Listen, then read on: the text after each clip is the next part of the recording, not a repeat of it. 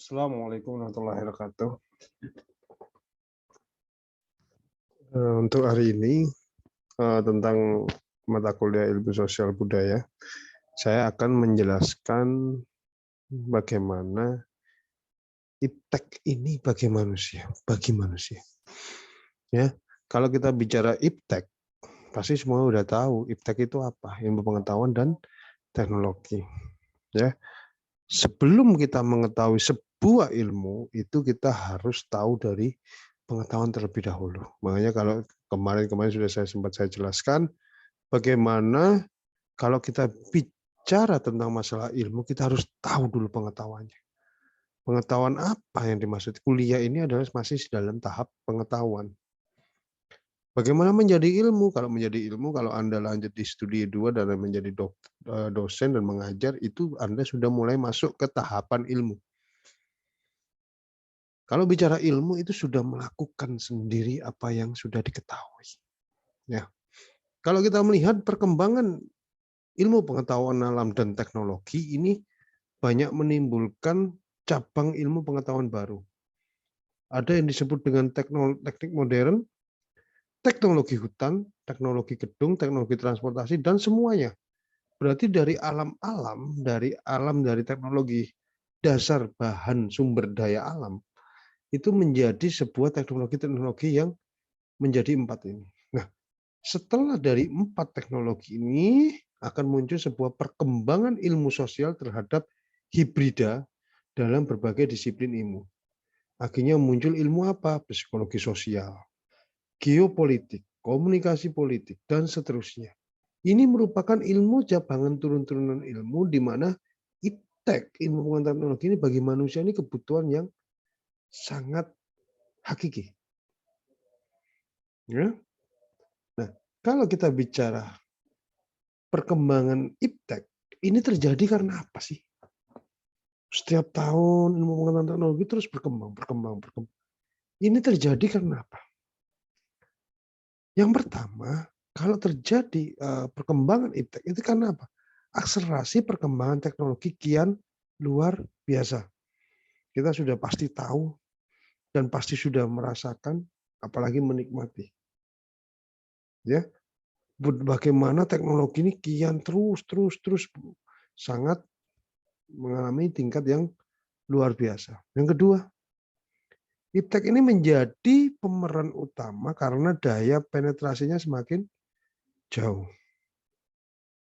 Nah, iptek ini menjadi pemeran utama karena apa? Daya penetrasinya semakin jauh. Yang ketiga, iptek ini kian menjadi pusat perhatian karena apa? Implikasi semakin luas. Keempat, teknologi ini semakin menjadi buah bibir karena membuat intensitas manusia kian tinggi. Sekarang, misal, sehari-hari, kalau kita tidak memegang handphone atau gadget, itu keresahan itu akan timbul. Tapi kalau kita sudah mengikuti teknologi, kalau kita seharian merasa ada aktivitas lain, teknologi lain, itu tidak terlalu berat untuk kita. Nah, sekarang kita bicara perkembangan iptek. Ini semakin lama akan semakin meningkat. Mulai apa? Karena dari semuanya yang kita hidup di sini, itu yang bahan baku yang bisa digunakan adalah bahan alam. Disebut dengan era pertanian. Ini metodenya ini masih manusia yang dikuasai sangat tergantung dari alam. Ya, masuk lagi ke teknologi yang lebih industrial. Kita sudah tidak menggunakan tenaga manusia. Kita sudah mulai menggunakan dengan tenaga-tenaga robotika.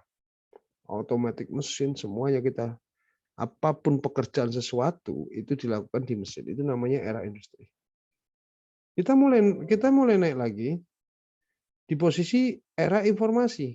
Nah, sekarang ini, semua informasi itu tinggal one click. Kita sudah akan tahu semuanya secara pengetahuan.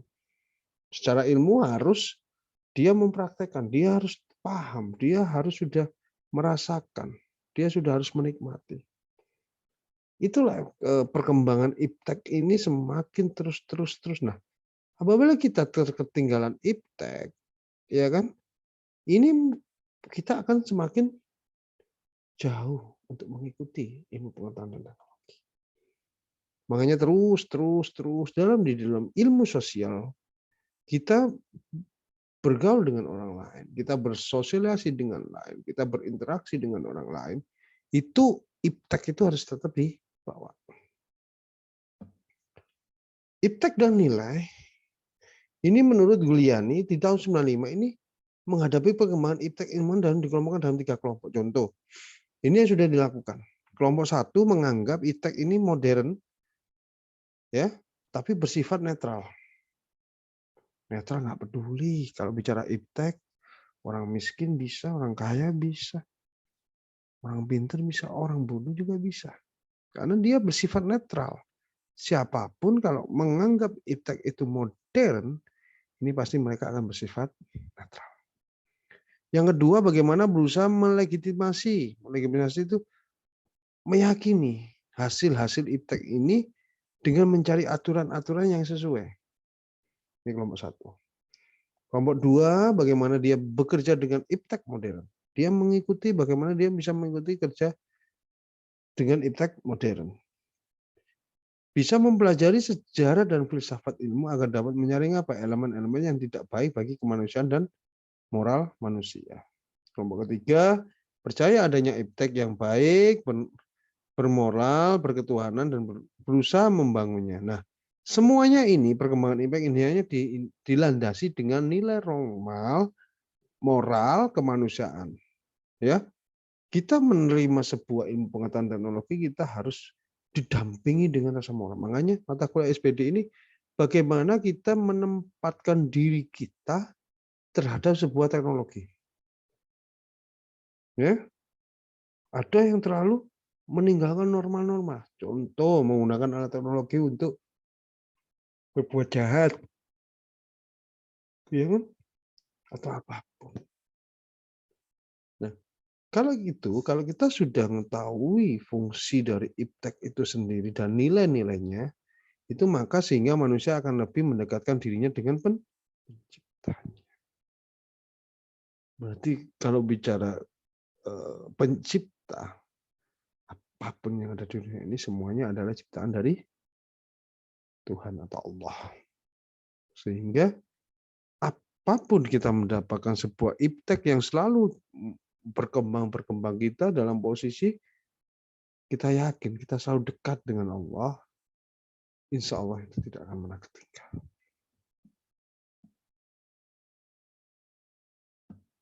Nah, itulah salah satu manusia sebagai sumber atau objeknya sebuah iptek. Nah, manusia sebagai subjek atau objeknya iptek, ini bagaimana manusia ini selalu melakukan penelitian dan percobaan dalam bidang-bidang sains. Terus mengembangkan zaman dulu, masih menggunakan transportasi menggunakan kuda, dengan adanya mobil yang biasa sudah menggunakan kendaraan hewan, kuda, dan seterusnya, melihat mobil itu selalu merasa, wih, ini teknologi yang baru, sampai sekarang, di zaman sekarang mobil fungsinya sama, adalah memindahkan dari tempat A ke tempat B, tapi dia di dalamnya diberikan sebuah teknologi variatif yang dimana di situ ada sebuah kenyamanan dalam penggunaannya. Nah, yang kedua, bagaimana menggunakan teknologi maju ini untuk memperoleh apa? Penemuan-penemuan baru untuk, nah ini kalau bicara mengubah dunia ini bukan berarti kita jauhi reksonya Allah, bukan. Dan berarti bukan mengubah dunianya, tapi mengubah terus mengembangkan sebuah ilmu teknologi dan teknologi ini terus naik. Ya. Yang kedua, kita sebut manusia sebagai objek.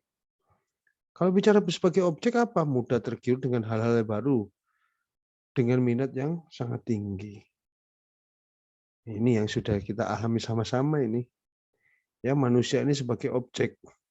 Objeknya apa? Objeknya iptek. Iptek mengembangkan sebuah teknologi-teknologi bahan-bahan barang yang modern, akhirnya ini manusia tergiur untuk apa? Untuk hal-hal yang baru, untuk minat yang lebih tinggi. Oh, ini teknologinya masih simpel nih, aku mau cari yang lebih tinggi lagi. Oh, ini HP-nya sekarang kameranya cuma berapa megapiksel, saya mau bisa beli yang ini manusia ini sebagai objeknya. Untuk apa? Untuk menggunakan penemuan-penemuan baru tersebut sehingga mempermudah memproses pengubahan dunia. Bahasa pengubahan dunia memproses apa? Dalam bidang finansial. Seorang pabrik menjual barang dibeli oleh konsumen dan seterusnya. Ini adalah manusia sebagai objeknya itu. Baik, untuk materi hari ini mungkin saya kira cukup. Saya akhiri. Terima kasih banyak. Akhirul salam. Assalamualaikum warahmatullahi wabarakatuh.